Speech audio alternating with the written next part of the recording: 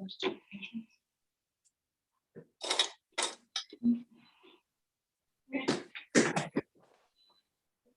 we'll call the meeting to order. If there's people, individuals watching on Zoom, if they have any written comments or questions, they can be sent by email to assistant at ektpw.ca, and these questions or comments will be conveyed to the committee. Thank you. I need a first and a second for a motion of the adoption of the Planning Advisory Committee meeting. Tom and Mark, thank you. All in favor? Okay, disclosure of preliminary interest and general nature thereof. Seeing no hands. Okay, I need a motion for and a seconder for the adoption of the Planning Advisory Committee meeting minutes. Were there any errors or omissions? Okay, Barb and Susan, all in favor? Thank you. I believe Mr. Deere will be joining us in a few moments. What we have here before us is the severance for B 156-21, which is a new lot. We'll do both of them at the same time. The B 157.21. It's at 4905 Spicer Road, concession 4, part lot 4 in Elizabethtown. The applications are both for 1 acre, 220-foot frontage on Spicer Road for a residential building lot. And the retained will be 40 acres with 2,700-foot frontage on Spicer Road with the existing dwelling of 4905 Spicer Road. The separate lots will be vacant residential, and the retained lots will be residential / agricultural. Zoning bylaw 1321, the zoning is RU, minimum lot area is 1 acre, and the frontage is 148 frontage. Several lots meet the minimum lot area and frontage required in the RU zone for residential use. Retained lot meets the minimum lot area and frontage requirements for the RU zone for either residential or agricultural use, including the keeping of livestock, subject to meeting MDS requirements for any livestock use, building, and other zoning provisions. There is on the significant woodlands on the retained, there's a water course on the retained, an extreme wildland fire potential on the low on separate lots and retained. And Melissa, you want to speak on the official plan and the PPS policy statement, please? Ontario, the provincial, I should say. Sure. Thanks. So the lot is currently eligible for consideration for 2 severances. It's not had a severance since July 11, 1988. It's meeting the 1 acre lot size that's generally sought for in the official plan. With respect to the average density policy measure, the applications would be the 3rd and the 4th entrance in a kilometer, meeting the policy. MDS has been calculated. It's been run. There's a couple barns in the area, but it's been calculated, and the new lots will be set back sufficiently far from those livestock facilities. There is a mineral aggregate designation near the property. The official plan does require a land use compatibility study for lots, new development that's within 300 meters of this designation. So it does appear to be just outside of that. There was some mapping provided of that 300 meters. So those 2 lots are just outside of that, so that wouldn't be required for these severances.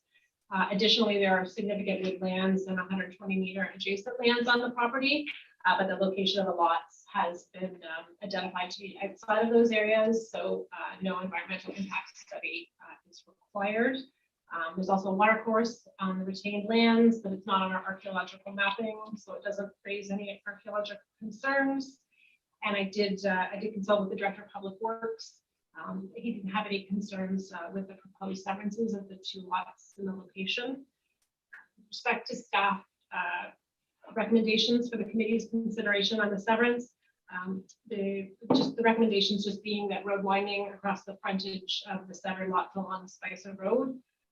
That is, each lot's a new building lot, the standard $500 cash to the parkland, that taxes are paid to date. And that's all the comments. Thank you. Mr. Deere, before I ask for comments from the committee? I think you just might have to on mute.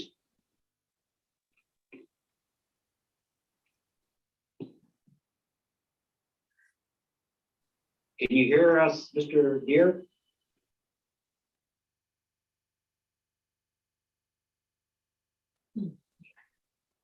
Can you hit your unmute button, please?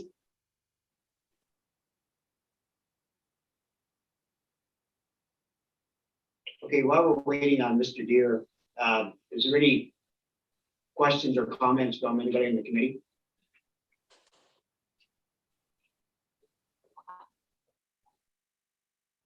Okay. Oh, looks straightforward.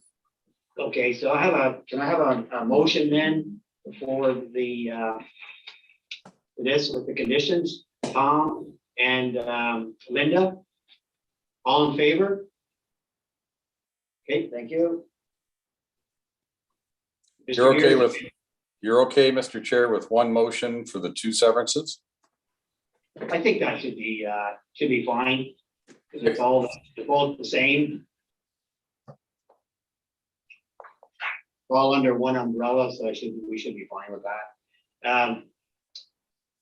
Not sure if you can hear us or not, Mr. Deere, but just in case you can, Melissa, do you want to? Sure. So what will happen is the minutes of the Planning Advisory Committee will go to council at their next meeting. It won't be on the agenda on Monday, but it'll be on the meeting in December, which will be the second Monday in December. I don't know the date offhand. So after that meeting, if council is supportive of the recommendation of the committee, comments will be sent to the county on the township's behalf. And then the county will schedule the hearing date for the decision. You'll receive a notice in the mail, and you'll be able to attend. It's online as well right now. So, and after assuming the county approves the severance, we can then discuss fulfilling any conditions and getting your survey done and at that point. Okay, thanks, Melissa. Thank you, Mr. Deere. Okay, we'll go on to the this next application, which is B 158-21, which is a new lot, 7417 Paul Foster Road, concession 7, part lot 23.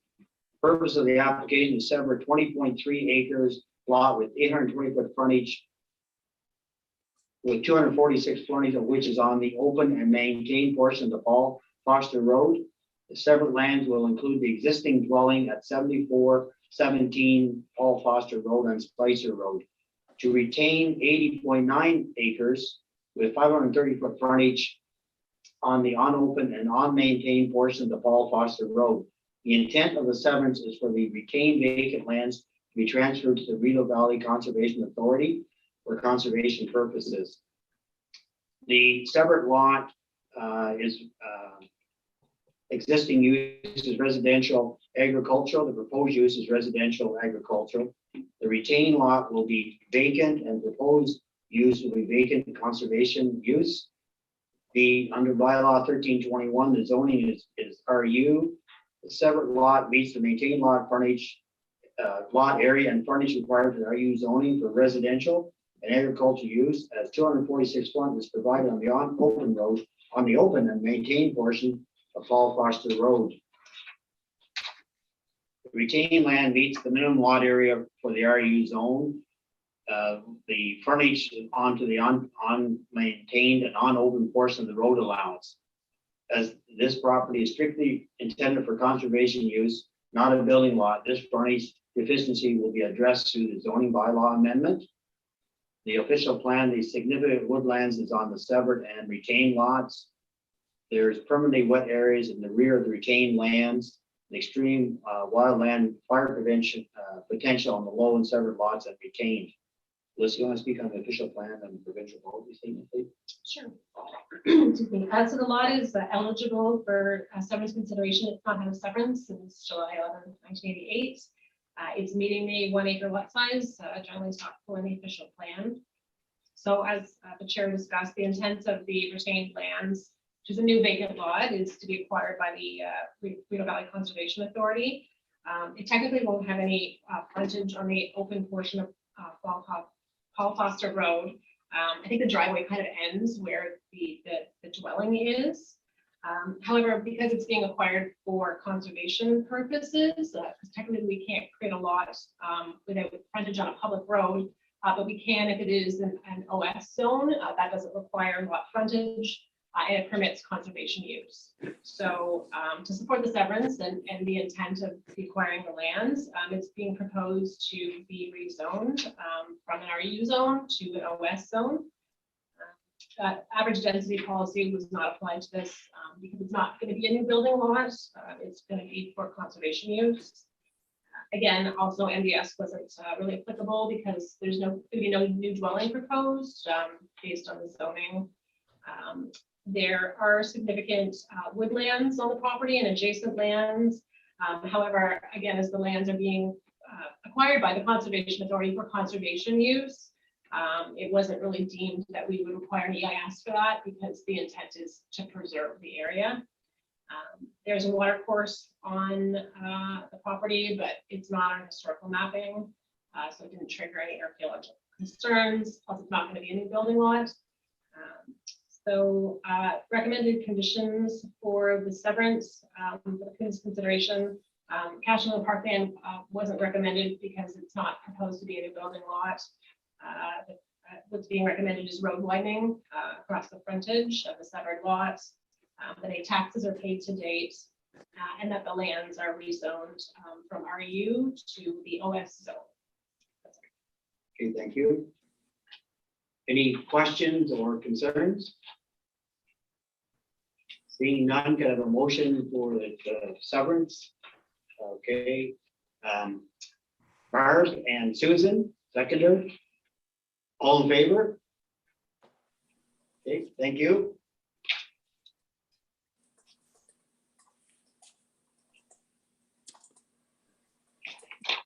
Just one question, Mr. Chair, out of curiosity. Yeah. Melissa, since this is part of an estate, there still has to be a bylaw change to put it into the OS zone. Whose responsibility is it to do that? And the cost? It would be at the applicant. So I don't know what kind of arrangement. I don't know if they're donating the lands to the Conservation Authority. I don't know what the arrangement has been with the estate. So it will be whether it's the estate pays for it or whether the Conservation Authority has agreed to cover those costs. I'm not really sure. Okay, thank you.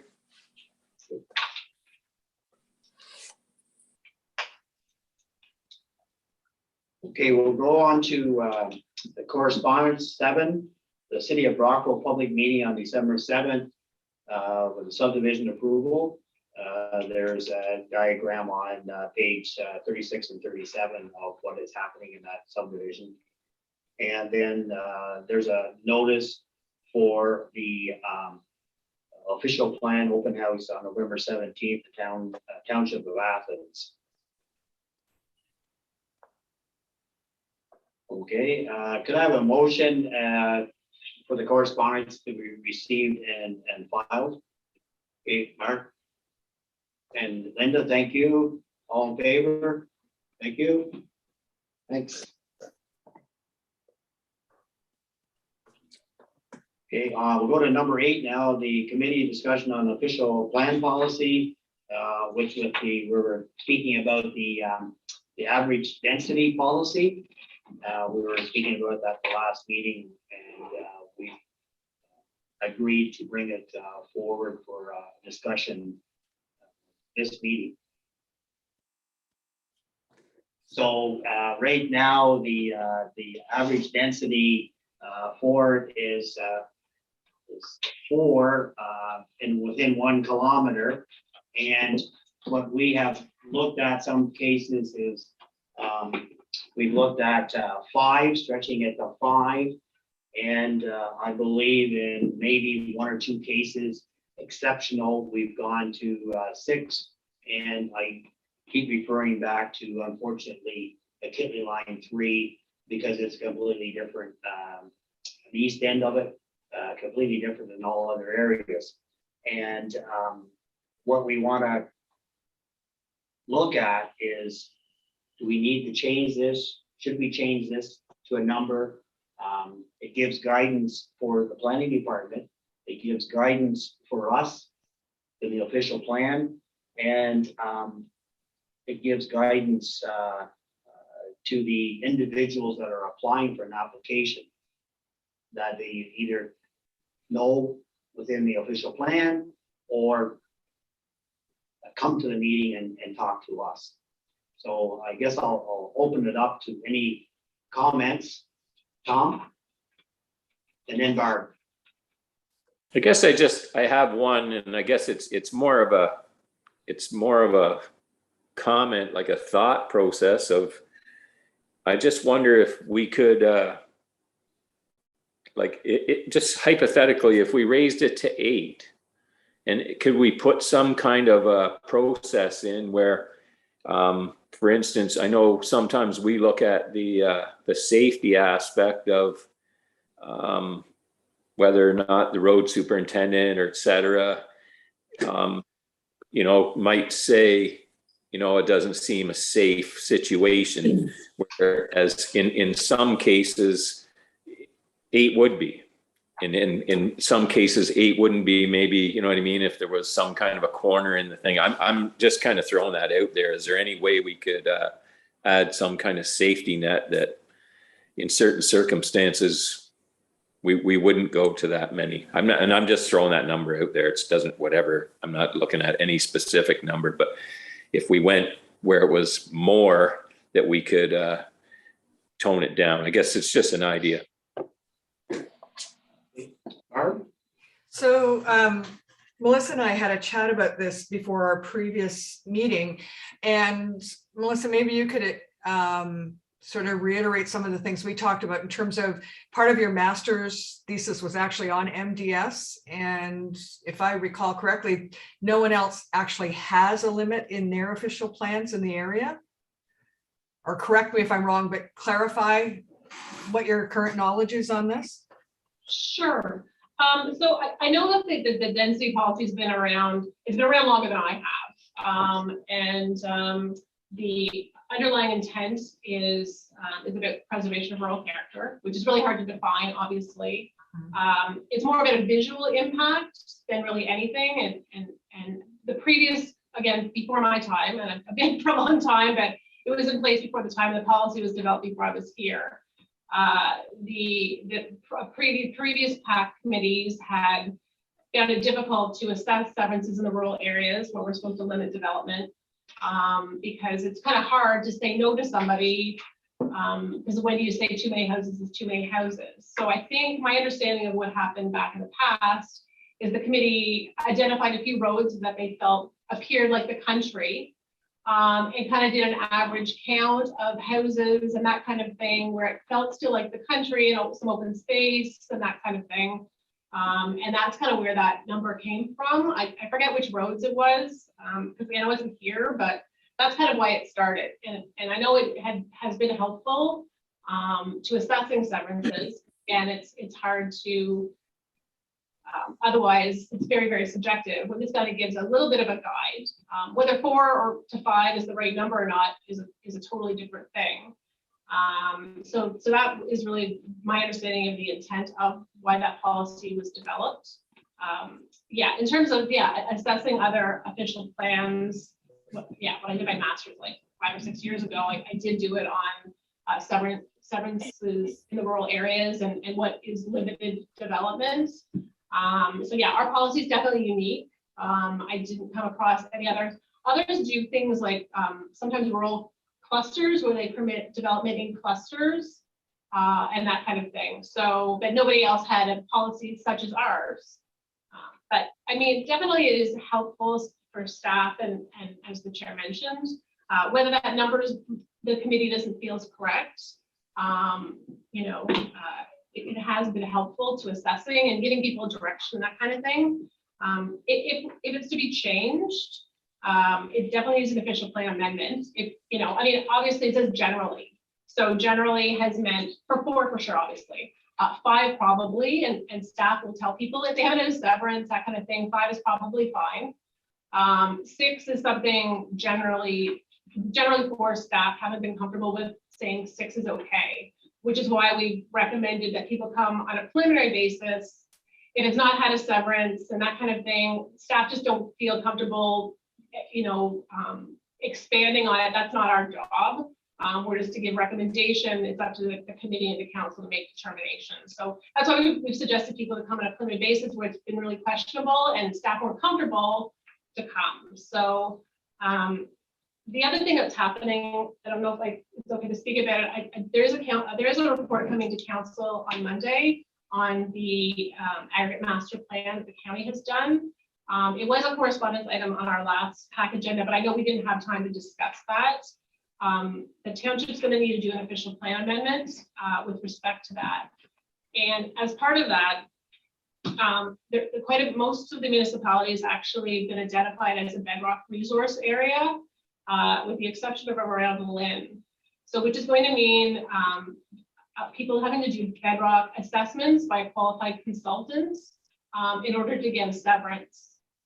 It's going to have implications on severance applications. The county are coming up with some criteria to make exceptions where it can kind of be pre-screened out that a severance that doesn't need this bedrock assessment. And one of those is residential clustering. So as part of that review, they're going to allow municipalities to identify residential clusters and what that means. They're going to give some criteria for it, but they haven't really totally come in with it, at least not publicly, of what a residential cluster was. So if the new law is going to be stubborn in that residential cluster, then they wouldn't need to have this bedrock assessment done by a qualified consultant. So maybe as part of that, we could also, I don't know if that's something the municipality is interested in doing as opposed to a density approach, to look at clustering as another option.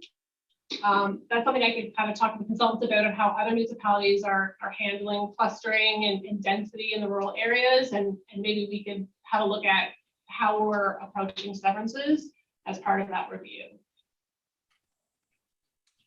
Oh, yes, Tom? Tom? I think I'm third in line. I see other people's hands, so I better let them go Oh, first. okay, I only saw yours at the time, so when I looked up, okay, who's next? I actually used the raised hand thing, so. Mark okay. is next. Just a minute, I'll get my glasses clean here. Mark, that's the first time. Way to go. Yeah, I found it, so I figured I'd give it a whirl, but obviously nobody noticed it. I I noticed. didn't notice it, no. I Okay. followed you, Mark. Don't do that anymore. Well, no, I think I should. I do it for every other meeting I'm in. So, to kind of start this discussion, it's pretty obvious with all of with many, not all of them, but many of the severances that we've had to deal with recently, that I think there's probably a reasonable degree of consensus that 4 is the wrong number. It's causing us to have discussion on virtually every severance we come upon. Not all, but damn near. So the question is, first off, what's the right number? I don't know what that is. The original policy of trying to preserve the rural character and the somewhat arbitrary number of 4 that was chosen raises the question, does anybody really know what rural character is? It's one of kind of those vague terms. Yeah. And obviously open spaces and everything, where there's an open soybean or cornfield, that's one thing. But you drive up and down a lot of the township roads, many of them, the shrubbery is right up close to the road edge, shades the road. So there's really no open space to try to preserve. In a lot of those scenarios, you could have just nothing but a laneway go back and a house in behind the trees. And really, you still got that tree enclosed road. For better or worse, it's not the best thing necessarily for the roadbed, but that's another issue. So there are ways to have more houses per kilometer and yet still keep the facade along the road essentially the same. If that's a township road that's always been tree lined, heavily tree lined, you can pretty well keep it that way and have nothing but a laneway come out, provided of course there's decent sight lines. So I could certainly support a base number higher than 4, and I think given recent activity, we could probably all support something higher than 4. There's also lots of cases that may still come where there's 2 and 2 and a space in between. So, and if the next number happened to be 5 or 6, it could be 3 and 3, and again, 1 in between. Well, really, if you've got a bunch already within a kilometer, what's one more if it's in the middle of existing Severances and homes? As long as there are sight lines and as long as the road super is comfortable with it, then you'd be able in those kind of scenarios to go over whatever your number is, because it's essentially it's a form of infilling, although you want to be really careful and you just want to not end up, unless it's the township's intention to have more line 3s, you want to be careful about starting that effort, because clearly line 3, it is what it is, and it is just because nobody said it's too much. I'm sure the people living there enjoy it. I know I have to drive tractor up and down it quite frequently, so you get really good at dodging mailboxes and pedestrians and other things. But that is what it is. So I think the number should be higher. I think ultimately, for this to work, council will probably have to have a pretty tough decision or discussion about, do they even understand what retaining the rural character means? Because I was put in by a council, obviously a majority of the council at that time thought they had some understanding of what it meant. And I think none of us really do. And it's a pretty vague term to start with. So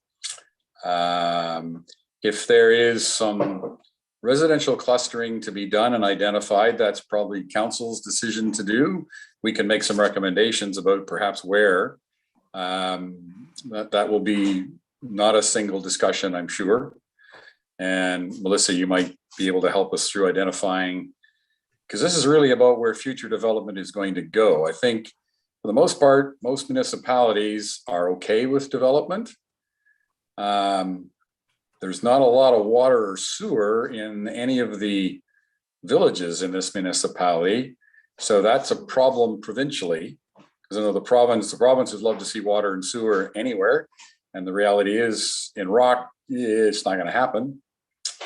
So how much development outside of the hamlets and villages does the township want to support? And then let's make sure we have the right density policy to fit that. That's my rant for the moment, I guess. Okay, thanks. Susan? Okay, thank you. I'm not as eloquent as Mark, but if the thesis for Melissa's master's was done on this and nobody else has the density restrictions, why don't we go with her thesis and then use our brains when we're coming to what is going to occur? Like, you could say 8 and this person could say, well, it says 8, but the curvature of the road says no. Just So if you put a limit on it, people are going to set 8 and I want 8. So I'm just saying, why don't we do what everyone else has done and just not put a limit on it at all and see what happens? I mean, we can use our judgment. Thanks. The thing on the curve, just a comment on the curvature of the road, that is for safety, not a severance. Yeah. So that's 2 different things. And that's, I know, I believe the last 4 or 5 meetings, this has been mentioned. I'll just read, I think it's on one of the comments here. When they talk about the public works confirming something, it's for the safety of the vehicle and the entrance onto the highway, not for the fact that it's okay to have a severance. Yes, I understand that. I understand that. Maybe that was the wrong example. So, Okay. I know we're going to come up with other examples of why it can't happen or why it can happen. I just don't think we should be limiting it at all. It seems like we're antiquated with the other townships if we're limiting it. I guess that's what I'm trying to say. Thank you. Barb? Well, Tom was before me. Well, I think I saw the yellow hand, so I gotta defer. I know. I gotta use my chair. Tom was doing the old fashioned. Go ahead, Barb. No, it's Tom before me. Now, go ahead, Barb. Okay. Go ahead. I agree. First of all, I agree with the comments in terms of, yeah, 4 is not enough, but I think every time we try to go, whether that's 5, 6, 7, or 8, we're going to run into exactly the same problem we currently have. So changing the number by 1 or 2 isn't going to solve anything. I think this definition of rural character would be just as much of a Pandora's box as anything else. I don't know what we're protecting. And yes, the road superintendent's not accountable. I don't know in terms of water table and sewer issues, whether that could become a problem if you have too many. But I mean, I live in a subdivision in Tin Cap of 50 houses, all with sewers and water. So I don't see how that's an issue, but I just, unless somebody can say why we need to have a number, I'm not convinced we need it at all. I'm not either. Okay, Tom, you're next. Thank you. I patiently waited my turn. Yeah. Just a comment I'd like to make. The like on the average density in our official plan, we still have the number of severances that we are allowed. And what we've done is in the last official plan change, we went to 1 acre. And the severance at the beginning of the meeting is another example of, we did 2 1-acre lots. If that was prior to the official plan change, would have likely been 2 2.5-acre lots. So initially on those 2 severances at the beginning of our meeting would have taken up 10 acres in the density part of residential, where in the one we just did, it was actually 2 acres and 2 severances. So we've actually decreased the density out of that situation that we just did. Mm-hmm. So I think like in the situation we have with the density issue, we still have rules kind of in the background on the severances where they're limited to how many. So you know what I mean? I think I'm okay with Melissa's, I'm okay with that, of not having the number and leaving that to the committee to look at it in a sensible way and say, this is enough or not enough. Thanks. Mark, did I see your hand again up? Yep, I'm following protocol and technology here. So I will lower my hand now that I'm speaking. So you're good at pushing buttons. In many ways, it's good to hear that people are kind of supporting why have a limit at all, which would suggest that the whole issue about the vague notion of preserving rural character is just that vague. We do have on the good side, again, having a limit of 2 severances per property. We'll do what should have been done in the case of line 3. Clearly, there was no such policy in regards to line 3. So there was obviously just severance after severance, and it was allowed, and that's historical. So putting a cap on the amount of severances possible on most given roadways, given that most of the rural properties tend to be larger, they tend to be 100-acre original land grants of one form or another. That in itself would tend to limit the number of entranceways. It would certainly probably increase it to more than the current 4, just because of the severances that have occurred over time and what's already there. And one road, that'll be a case, another road, it won't. I could go along with no fixed limit because it's causing us more grief. And if we pick 6, let's just say we all settle and say 6 is the right number. There will be the constant issue of mission creep. Okay, 6 is our number, but God, this one looks pretty good. Maybe we ought to allow this one to 7 and hey, maybe even 8. So what's the point of having a limit if we're just going to keep allowing the creep to go? I've always had an issue with that date of 1988. That's probably a little out of date for reality, but that's a separate issue about how fair that is to people. Because many properties, I mean, one of those first ones we had to deal with had a severance that put it over the limit just before that 1988 magic date. And we struggled with that puppy for 3 months. So I could go along with no fixed limit. It would allow us to use common sense. Also, is this the right place to allow the severance, whether it's a swamp, whether it's good farmland, even though it's zoned rural? Ultimately, council obviously will have to be comfortable with this. Having a limit. So on the other side of the equation, I can understand that having a limit of some form has always made it a little more straightforward for staff. So if it's below this, it's good to go as long as it meets all the other criteria. If it's over that number, then it gets to be, here's a question mark. It may still be okay or maybe close. But I would hope we have enough other limits in place that without that so many per click, we can still do the right job for the township. But I still think this is a little bigger discussion to have to make sure everybody is comfortable with. The township really needs to decide just how much development it wants going forward, and if at all possible, where it would like to see it outside of the hamlets and villages. Because of course there's already what you can do there, and there are already limits, but they're totally different issues and so on. Hey, just before, oh, sorry, go ahead, Mark. No, I'm good, I'm done. Okay, just before I go to you, Barb, just listening to everybody, I'm gonna draw not so much on my experience here, but just in general experience. And I think we're talking about way back when. I recall 29 Highway.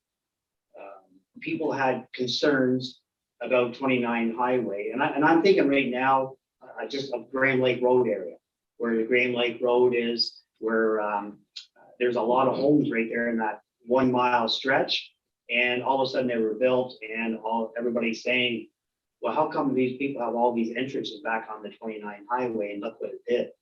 It's really slowed the traffic, it's the flow of the traffic. So then now you've got high volume traffic and you've got homes coming out. So that's where going with the density part, where if you want to be around a settlement area or a built up area, the traffic's already there anyways. It's not like you're coming out onto the highway. It's secondary township roads, the same idea. Then I look at the idea when you mentioned third line of Kitley, which I'm very familiar with. Again, it's rural zone, but that whole road from one end to the other, there's no farming use, no farming properties there. So that was, in my opinion, is wasteland, and it's good for, maybe people in third line of Kitley won't want to hear that, but it was no real good farming land there, only maybe 2 farms. And therefore you look at something like that, you're not taking away farmland, where if you go down this 8th line of Kitley, there's some pretty good farmland there.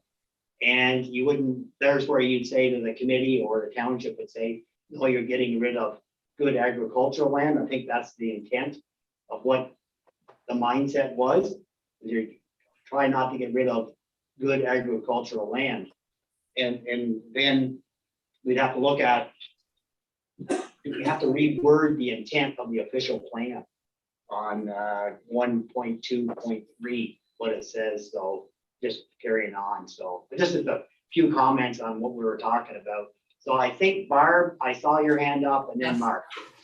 So, so 2 things. First of all, having the number limit on the MDS right now actually has been a problem for staff, not helpful for staff, because what has happened in a couple of occasions is staff say, well, the current policy is 4, and the person says, well, I want to take it to the committee anyway. And in fact, the committee we have actually said, yeah, 5's okay. Now, what does that do to the credibility of our staff when that is allowed to happen? That's not, I think, fair to staff. And we're not doing it out of fairness to staff. I just think the credibility of the process is very vulnerable when there's a number and then we choose to ignore the number. So that's why I'm kind of leaning towards not having a number. And, you know, good farmland, yes, there's an intent to preserve that. However, all of the severances are linear to a road. which means you're taking up an acre, an acre, an acre. Sometimes we're seeing much larger amounts, but in general, in terms of increasing traffic and having a whole subdivision, we're looking at linear developments for the most part. Most of them are for a residential piece parceled off. Somebody's going to make a little bit of money selling a little piece of their family's farmland, and somebody can build a house. Sometimes it's a family member and they get a cheap way to get a new house. So I think, in terms of the risk to rural farmlands, I actually think it's fairly low in these situations. That's all. Yep. Mark? Yeah, and I suppose one of the things in the 8 years I spent on council in Southern Ontario, again, land there is different. So literally it's all good ag land. It's also all zoned ag. So there is no rural zoning in many places in Southern Ontario. So as council, we didn't have a PAC committee. We dealt with all severances and minor variances. So probably the majority of what we did was dealing with surplus farm dwellings, where we would sever off, somebody bought another farm, they didn't want to be landlords, so they would cut off the house and buildings. And then of course the retained parcel would never be allowed to have a house built on it. So that essentially froze development on good ag land. So there was really no land lost to agriculture because it was just the farm building area. Tried to keep them down to a couple acres, no more, but sometimes there'd be a ravine or a stream or a little larger building area that might get a little bigger. So here it's different. Almost all of the land is zoned rural. So it doesn't have the same restrictions on farmland. I haven't seen us restrict house building on retained parcels very often, if at all, just trying to recall. But again, everybody who's mentioned it is right. There's a lot of land here that is not good for ag. And any farmer knows that. And some of it's being farmed, and boy, it's a struggle some days. So what do you do with that land? You can just have it be prickly ash and weeds. That may look pretty to some people, but it's really not good overall. Much of the forest, but not all in the township, is not really the best of forest. And last winter, all the ash trees finally died. So now we just have probably 20% of most bushes have dead trees in them. So I kind of see us arriving at some consensus on there being no fixed limit going forward. And there appears to be consensus that the committee can apply lots of common sense on where there should be a house allowed to be built as a result of the severance. Ultimately, the building department gets to be where on the lot the house goes. That's out of our purview, but we would look at a severance saying, okay, they want to sever this, they want to build a house. Is this all really prime ag land? Really not the place a house should go? Can you not find a poor piece of land on that property and get a severance there? So we've got lots of common sense in the group, and ideally future committees will have lots of common sense as well. And I'm kind of hearing consensus that that's the direction we would all support. Yeah, I think listening back to what I think Tom or somebody said anyways, but the 1988, you look at the previous thoughts, you look at the 1 acre thought when we did the official plan. I think our thinking is completely different. That's 30 years ago, more than 30 years ago. So things are definitely changing. We'll never solve this for tonight. A lot of input, Melissa. I think if anybody else got any comments, fine. But I like Melissa's suggestion, I'll say, of there's going to be the county with the meeting and looking at direction, size. And I'm thinking out loud here. I use 29 as a busy highway. I'd rather see a severance on third line of Elizabethtown as a busy area or near town, right? So Melissa, aren't they under the agriculture? They're going to be doing some definitions in that, and maybe we could come back with further discussions once we know what it is. Yeah, so the county, they're holding a public meeting on the area master plan, I think on the 14th of December. The notice is being circulated on that today. The county has done a draft. It's just been circulated to the technical steering committee of screening criteria for staff. It's kind of like the archaeological screening criteria the province gives out, where you can screen out a property based on whatever the criteria are. So that will include screening out the residential cluster exemption that's being proposed. So the county is going to give some direction on what a residential cluster kind of is. It will be up to the township to determine that. I mean, I think they're looking at maybe 3 or 4 houses at an intersection, could be a cluster, or across the road from each other, that kind of thing. Where if you're severing off a small little acre lot, that may exempt someone from having to do that bedrock. I forget what the terminology is. I'm not a geologist either, so it's fairly new to me.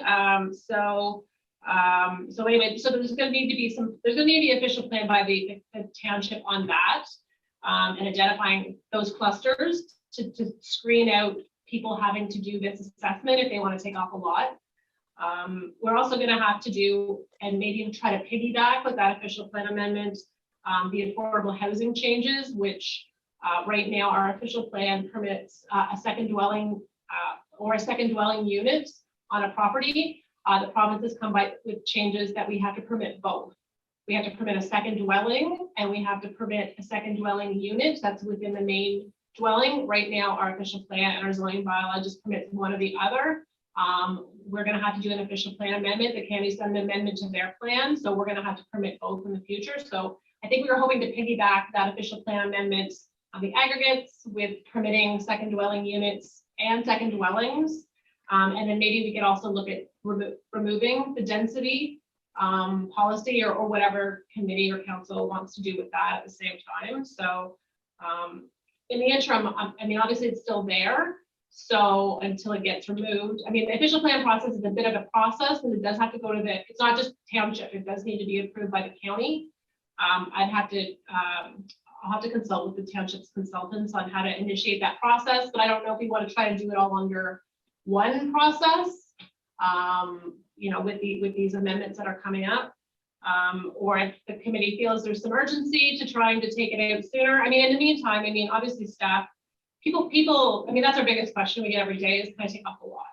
And they do look to staff to kind of give some feedback, because the fees are non-refundable on a severance.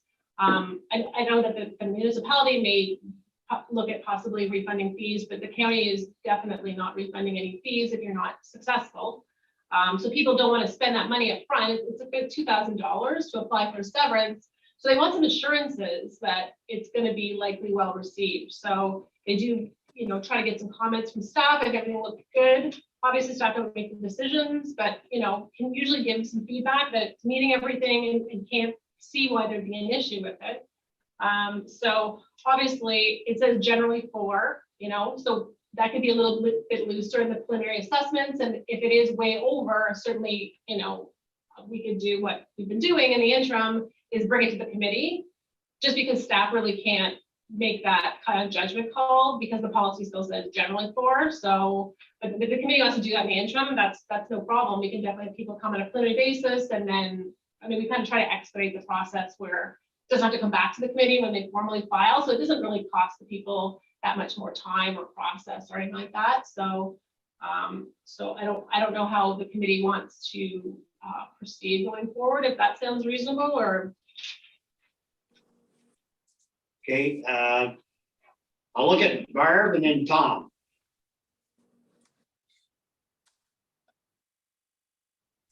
Barb? My dogs have been fighting, so I had muted myself. Sorry. So my sort of motion proposal is that a rationale be drafted on why we feel that it's no longer needed, that we as a committee approve that rationale to go to council to ask them to move forward with it. I think in the meantime, it sounds to me that none of us have an appetite to deny someone if they happen to be the 5th or 6th or whatever. And that can be our own approach, and you can, Melissa, provide advice that, you know, the current policy is, however, you know, you may wish to bring it forward. You can't officially say that we would like to do away with the policy. That would not be appropriate, but something in terms of, you know, it's being considered. But, you know, based on your judgment, but I would suggest that a good, strong rationale be developed that we would approve and send to council for consideration. Okay, Tom? I will agree with everything Barb just said. And I'd like to add on the idea that, Melissa, how you said the preliminary things. I think the preliminary things work really well. Yeah. You know what I mean? It's the people can, you know, kind of send it in front here without making any of the big payments. And I like that moving forward if we can continue with that. But I do agree with all was said there. Thank you. Okay, so just so we get clarification, what we're gonna do is bring the one section about the density before the council, or forward to council. And then what we'll end up doing after is take a look at the every good one with the what changes they're gonna make and suggestions that the county might make. Is that sort of what we're thinking? Because it sounds like there'll be, instead of doing it all at once, we'll do it twice. We'll do the density one first, just a little towards it, and then we'll see what comes forward from the county for the what was that called, Melissa? The aggregate resources Yeah. master plan. Yes, but with the cluster. Oh, The word I was clustering, looking yeah. for. So it'll be another cluster. We'll have to discuss it, but maybe down the road as a committee, what we might consider a cluster or wherever. If that sounds like the way it's going to come to, will it come to the township, the committee, or how does this? Well, it's going to be an official plan amendment, so I would expect that council would want input with the, because there's going to be some policies in our official plan. So I would anticipate that council would likely want the planning advisory committee involved in drafting those policies and identifying, I would assume, but that direction ought to come from council. So that's what we're thinking of. We'll go with Barb's here, taking a look at your proposal for the bring it to council for the change of the policy on the density level. Is that the? No, so what we need is we need to have a rationale developed by Melissa to come to us for approval for forwarding to council. We need something documented. We can't just go to council and say, hey, we don't think this works anymore. No. Yeah, no, but that's what we want. We want a motion today for Melissa. Yeah. To, and Tom's backing, seconder, to come up with a draft on the intensity, the density part of it, and then we'll look at the other later on. Yeah. Sorry, can I just get some clarification? Yes. That's right. Yeah, sorry. So you'd like, I mean, I can certainly draft something based on the comments of the committee, kind of summarize what the discussion was and make a recommendation that the committee can support to go to council. Yep. Okay, Yeah. that's kind of, okay. Yeah. So, I mean, I can do that as a staff report, just saying that the committee directed staff to summarize the discussion based on the average density policy, and the committee wishes to make this recommendation. Okay, Mark? And perhaps, Melissa, if you just want to, rather than leave it out a long ways, if you want to circulate the Yeah. draft of that rationale Yeah. to us and just kind of get everybody's more or less okay on it? Yeah, because it really is, it's not really planning staff's comments. This is really the committee's comments. So I can circulate a draft of what my understanding of the discussion and intent is. And then we can do it as a staff report for the next committee meeting. So what we can, you want to put it in, we'll put it as a motion. Yep. I so And, moved. yep, and seconded by Tom. All in favor? Okay, thank you, and Melissa will. So then, okay, leaving that, Yes. so we go back to the cluster again. And that part, well, that goes to council, and council will give us feedback on that. Yes, so, Okay. yeah, there's a staff report coming to council on Monday about that. So the process is not done. It's still just a draft plan by the county. There's still opportunity for council to comment on that. So that process is still evolving. The public meeting is on December. But then regardless, you know, it's gonna require, whatever it looks like, I'm not 100% sure what it's gonna all look like in the end, but there is a requirement for us to have mapping, identifying those resources and some policies around that. So that process is still kind of evolving, but it's getting closer. But yeah, the council will have an opportunity to make any comments they want to the county on that. Okay, thank you. Is there any more discussion on that? If not, we'll move on to the next, which is our next meeting is December 16th. And I believe Mark's gonna join us from Mexico. Right. Yeah, and okay, Melissa, was there any, you know, if there's any email community questions or comments?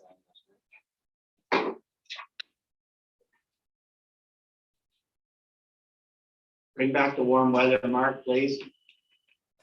There's nothing. Okay, I'll do my best. thank you. There's no questions, so have a motion for adjournment.